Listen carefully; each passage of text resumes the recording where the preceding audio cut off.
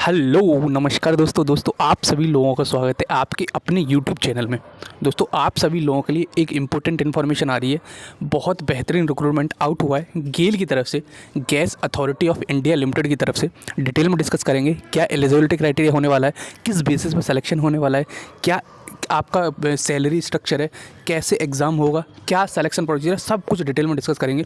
उससे पहले दोस्त अगर आपने टेलीग्राम चैनल ज्वाइन नहीं किया है तो जल्दी से जाके उसे ज्वाइन कर लो, जिससे कि आपको हर इन्फॉर्मेशन जो भी न्यूली अपडेट होगी वो आपको मिलती रहेगी। चाहे वो गेट से हो गई, विदाउट गेट हो गई, एडमिट कार्ड हो गया, रिजल्ट हो गया, नोट्स हो गए, सिलेबस हो गया, एग्जाम पैटर्न हो गया, कुछ भी हो गया technical as well as non technical का आपको टाइमली मिलता रहेगा। ठीक है, तो चलो डिस्कस करते हैं आगे क्या है इस रिक्रूटमेंट में। देखो ये जो आपकी होने वाली है वैकेंसीज, ये परमानेंट जॉब है, कोई आपकी कॉन्ट्रैक्ट बेसिस की जॉब नहीं है।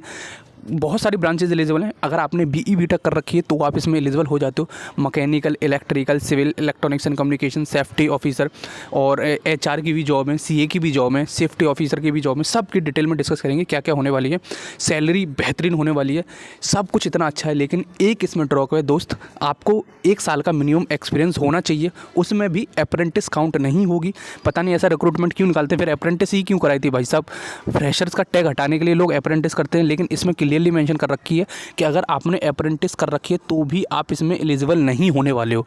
ठीक है, और अगर आपने किसी कंपनी में काम कर रखा है लेकिन वो थर्ड पार्टी कंपनी हुई तो भी एक्सपीरियंस काउंट नहीं होगा। डायरेक्ट किसी भी ऑर्गेनाइजेशन में अगर काम कर रखा होगा तो ही आप इसमें एलिजिबल होने वाले हो। ठीक है, चलो डिटेल से देखेंगे क्या होने वाला है। फ्रेशर कैंडिडेट इसमें बिल्कुल भी एलिजिबल नहीं है, एक भी पोस्ट नहीं निकली है फ्रेशर्स इंजीनियर की। ठीक है, तो चलो अब पूरा आगे डिटेल में देखता हूँ मैं क्या क्या इसमें मेंशन कर रखा है। यहाँ तक अभी भी अगर आपकी एलिजिबिलिटी हो तो आगे आप कंटिन्यू करना, वरना यहाँ पे वीडियो छोड़ के जा सकते हो। ठीक है, तो चलो अब आपको ये दिखाता हूँ मैं आगे क्या क्या वैकेंसीज है इसमें। देखो गेल ने इनवाइट की है vacancies. Renewable energy chief engineer, इसमें 5 वैकेंसीज हैं, लेकिन आपको जैसे चीफ मैनेजर लिखा हुआ है तो इसमें एक्सपीरियंस भी बहुत ज़्यादा ही होगा। सीनियर इंजीनियर की वैकेंसीज हैं, केमिकल में 13 है, मैकेनिकल में 53 है, इलेक्ट्रिकल में 28 वैकेंसीज हैं, इंस्ट्रूमेंटेशन में 14 वैकेंसीज हैं, और T&M इसमें इलेक्ट्रॉनिक्स एलिजिबल है 3 वैकेंसीज हैं, मेटलर्जी में 5 वैकेंसीज हैं, फायर एंड सेफ्टी में 25 वैकेंसीज हैं, सीनियर ऑफिसर C&P में 32 वैकेंसीज हैं, मार्केटिंग में 23 वैकेंसीज हैं, फाइनेंस में 23 वैकेंसीज हैं, HR में 24 वैकेंसीज हैं, टोटल मिला के 277 वैकेंसीज हैं। रिक्रूटमेंट तो काफ़ी बड़ा है, लेकिन जिस हिसाब से इन्होंने कंडीशन मेंशन कर रखी है उस हिसाब से तो और भी ज़्यादा बड़ा हो जाता है। ठीक है, चलो मैं आगे दिखाता हूँ आपको क्या क्या इसमें मेंशन कर रखा है। पहले मैं एलिजिबिलिटी तो आपको बता ही चुका हूँ, फिर भी मैं आपको बता देता हूँ कि एज क्राइटेरिया क्या है और क्या क्या इसमें एक्सपीरियंस का लिख रखा है। देखो अगर सेफ्टी इंजीनियर केमिकल की देखोगे तो आपकी बीई बीटेक होनी चाहिए केमिकल इंजीनियरिंग में, डिप्लोमा वाले एलिजिबल नहीं है। Eight the same time minimum 65% होनी चाहिए, 1 साल का एक्सपीरियंस होना चाहिए, इंक्लूडिंग GET, ET, MT, किसी भी प्रोजेक्ट में कहाँ पे रिफाइनरी में हो, फर्टिलाइज़र प्लांट में हो, चाहे स्टेट ओन्ड हो, चाहे सेंट्रल में हो, प्राइवेट सेक्टर में हो, किसी में भी हो, सब चल जाएगा। ऐसे ही मैकेनिकल में लिख रखी है 55%। इसमें देखोगे तो आपको किस किस डिपार्टमेंट में होना चाहिए, ऑयल एंड गैस में हो, रिफाइनरी में हो, पावर प्लांट में हो, हाइड्रोकार्बन में हो, मेंटेनेंस में हो, अगर क्वालिटी इंजीनियरिंग में भी काम कर रहे हो तो भी भाई आप इसमें एलिजिबल नहीं होगे। ठीक है, इसी पर्टिकुलर रिक्रूटमेंट में होना चाहिए, इसी पर्टिकुलर में आपका एक्सपीरियंस होना चाहिए। बहुत ज़्यादा बेकार रिक्रूटमेंट है इन डायरेक्ट में अगर मैं आपको बोलूँ। मेरे को नहीं लगता इतने सारे लोग इनको मिलेंगे भी, फिर भी इंडिया है, मिल जाएंगे इनको, इतनी ज़्यादा पॉपुलेशन है इंजीनियर्स की। लेकिन भाई साहब फ्रेशर्स के लिए तो कहाँ कहीं जाके मर जाएं, और खासकर मैकेनिकल वाले तो बिल्कुल ही मर जाएं भाई। मैं मतलब ऐसे नहीं बोल रहा हूँ कि भाई मतलब ग्रांटेड लेना चाहिए, लेकिन वैकेंसीज में मटिया मेल कर रखा है। ठीक है, चलो मैं और भी दिखाता हूँ आगे। तो देखो यहाँ पे देखोगे इंजीनियरिंग इंस्ट्रूमेंटेशन ऐसे इसमें मेंशन कर रखा है, पूरा मैं क्या क्या देख के बताऊँगा, आप एक बार देख लेना पढ़ने से पहले।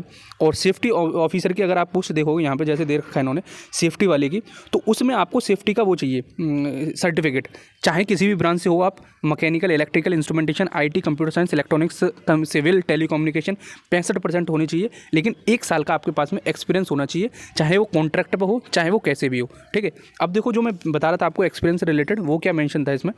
देखो यहाँ पे ये लिख रखा है all minimum qualification must be UGC, ये होना चाहिए diploma in engineering qualification should be recognised by respective state board of technical education. यानी कि डिप्लोमा वाले एलिजिबल हैं एट द सेम टाइम, पर डिप्लोमा का मतलब ये है BE BTech ही होना चाहिए।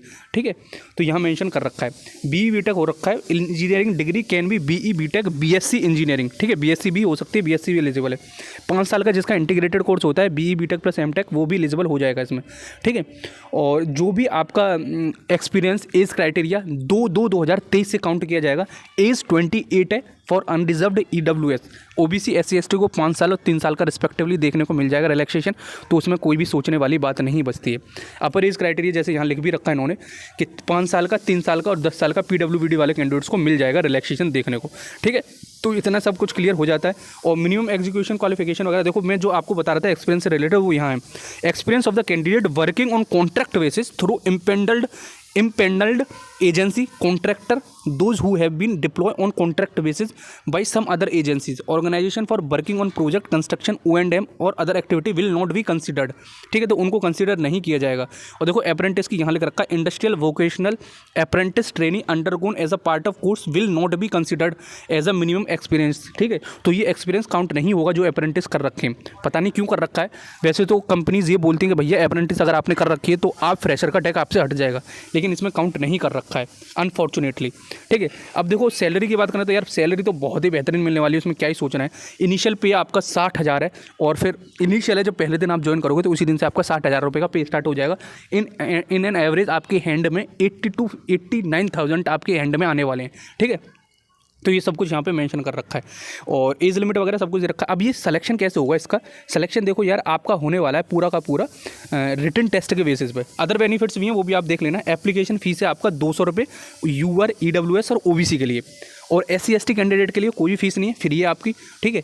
और UR EWS और OBC को 200 रुपये पे करने पड़ेंगे, तो आपको पे करना पड़ेगा। अप्लाई कैसे करना है, देखो अप्लाई यहाँ पे दे रखा है 4/1/2023 से लेके, मतलब 4 जनवरी से लेके 2 फरवरी तक आपके एप्लीकेशन फॉर्म खुले हुए हैं। तो जो भी एलिजिबल हैं, जो भी इंटरेस्टेड कैंडिडेट है, भर देना इसी के बीच में, फिर उसके बाद में 1 दिन का भी टाइम नहीं देंगे, ठीक है। और एप्लीकेशन फॉर्म भरेंगे कैसे, अब ये तो मैं नहीं बताने वाला दोस्त, ये तो आप अपने आप देख लोगे।